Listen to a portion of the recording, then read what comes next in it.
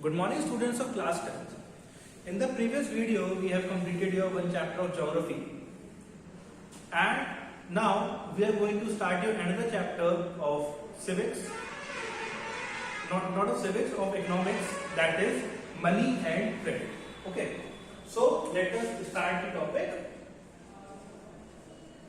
money and credit. So let us understand and read what is the meaning of money and what do you mean by the term credit. See, the term money is defined by economist F.A. Walker. Money is defined as an instrument and which is defined by its functions. Right. So the basic definition of money says that money is what money does. What is money? F.A. Walker said that money is what money. He said that money is what money does, which means that anything which is able to serve the purpose of money, is able to perform the functions of money, is money. Okay, so anything which is able to serve as money is known as money. And like I said earlier to you, that you should start with your viewing the videos with your books open. So I would request you all to please open your books and let us start the teaching. On the first page, it is given in your books that what is money? Money as a medium of exchange, right? It is said that money is what? Money is a medium of exchange, and it is the function of money, the primary function of money. That what is money? Money, it is a medium of exchange. Means you can exchange goods and services with the help of money. That is the function of money, the basic function of money. So let us start and let us read the book. The use of money spends a very large part of our daily life. Look around you and you will be easily be able to identify several transactions involving money in any single day. Can you make a list of these? In many of these transactions, goods are being bought and sold with the use of money. In some of these transactions, services are being exchanged with money. For some, there might not be any actual transfer of money taking place now, but a promise to pay money later. Right? Means in every transaction that we do today, whether it is buying of goods for eating, whether it is paying the fees of the school, paying the fees of your tuition teacher, or whatever XYZ, in every transaction the money will be involved in it, right? And so it is written in your books. Have you ever wondered why transactions are made in money? The reason is simple. A person holding money can easily exchange it from any commodity or service that he or she wants, right? So money is the medium of exchange, and it is a universally accepted medium of exchange. It can be accepted in a commodity in a country. The similar money can be accepted within a state, right? So that is a function of money, anything which is easily acceptable by the people, right? And that is why it functions as a medium of exchange. Now later on in your book it is written,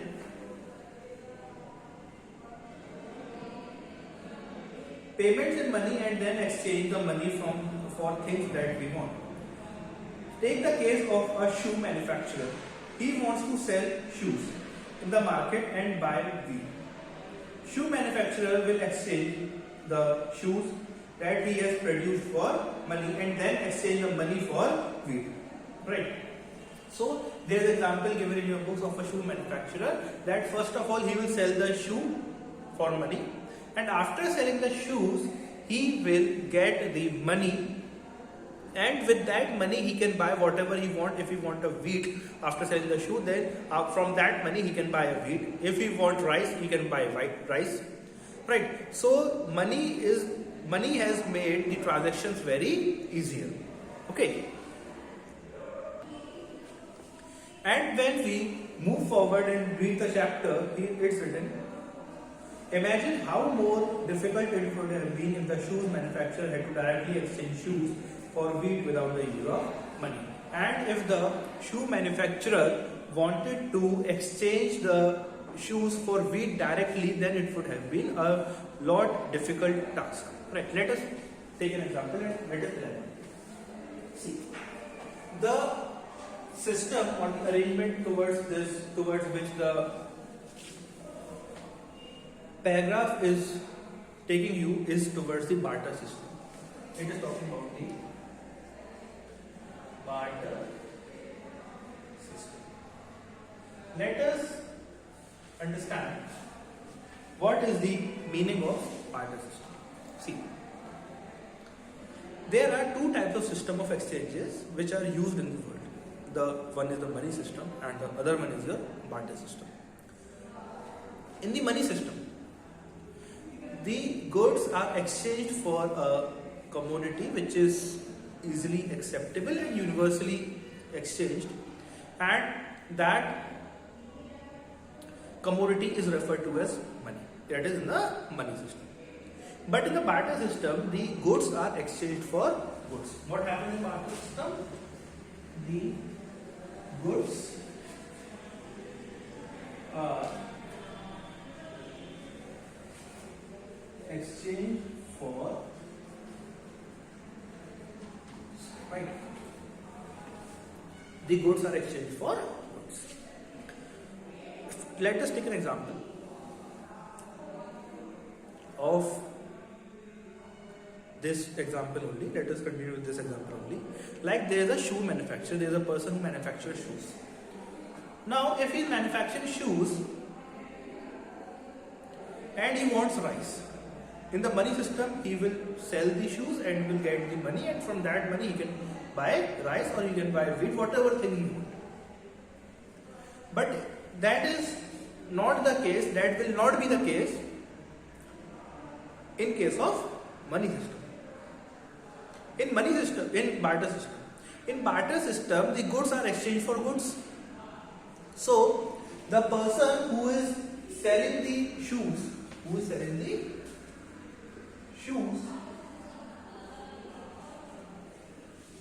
will have to look for a person who is selling wheat because he wants wheat. Suppose a person is selling shoes and he wants wheat, then he will have to look for a person who is asking for wheat. So the shoe seller will look for the wheat seller. He will look for the wheat seller. And after looking for the wheat seller, the shoe seller, the wheat seller should also be the person who is asking for shoes. Right? If someone is selling the shoes and wants wheat, then that person will have to find a person who have wheat to offer and he wants shoes. Okay, so that is a very major drawback of the barter system, which is double coincidence of bonds. That is double coincidence of bonds, which means that one person who is selling something should be the person who he should find a person who should be offering the same commodity and wants the same commodity which is offered by that person. That is double coincidence of bonds. In the India book it is written that imagine how much more difficult it would have been if the shoe manufacturer had to directly exchange the shoes with wheat without the use of money. he would have to look for a wheat growing farmer who not only wants to sell wheat but wants to buy the shoes in exchange. That is, both the parties have to agree to sell and buy each other commodity. This is known as double coincidence of wants. What a person desires to sell is exactly what the other wishes to buy. In a barter system of exchange, where goods are directly exchanged without the use of money, double coincidence of wants is an essential feature. That in the barter system, a person will not be able to sell its goods and services if the other person is not willing to buy those and will have to offer the same which is needed by the first person. Right? I hope now the double coincidence of wants is clear, and that is the major drawback of barter system. In contrast, in an economy where money is used, money by providing the crucial intermediate step eliminates the need for double coincidence of wants. It is no longer necessary for shoe manufacturer to look for a farmer who will buy his shoes and at the same time will sell him wheat. Right? So, in the case of money system, barter system's drawback, that is double coincidence of wants, will be eliminated, and that is the reason why money system is considered a far more developed and a better way than a barter system. Okay. I hope barter system and the money system is clear to you. The basic and the major drawback of barter system is double coincidence of wants, and money system eliminates the double coincidence of wants.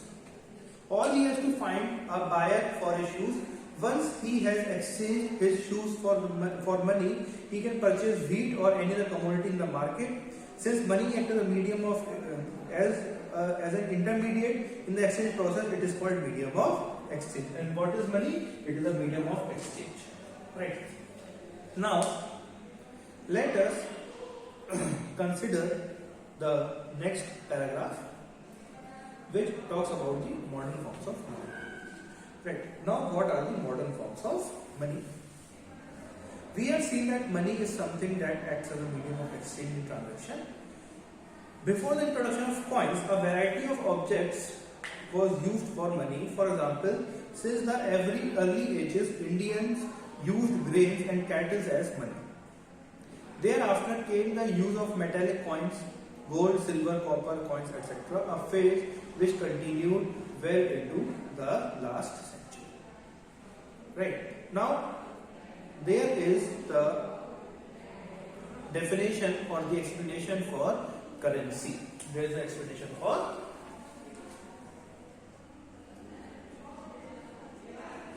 currency, the thing which tells you about that what is currency.